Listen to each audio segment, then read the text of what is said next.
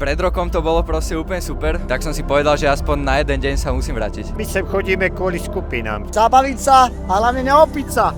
Moje srdce ma ťahá sem naspäť. Je to tak pre všetkých, by som povedala. Pre starých, pre mladých, pre detí. Nejakú babenko sa vykúsať.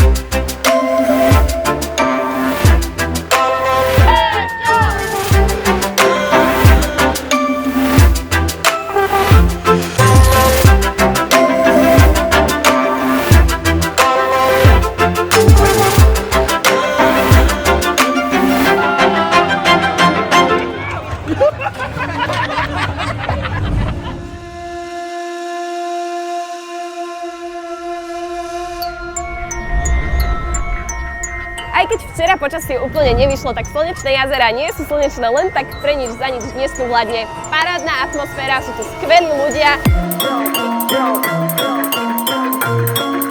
Sú tu skvelí interpreti, skvelí ľudia a celkovo aj ten prístup ľudí tu sa mi veľmi páčil, takže ja som sa tu cítil skvele, takže verím, že sa tu budú cítiť skvele všetci.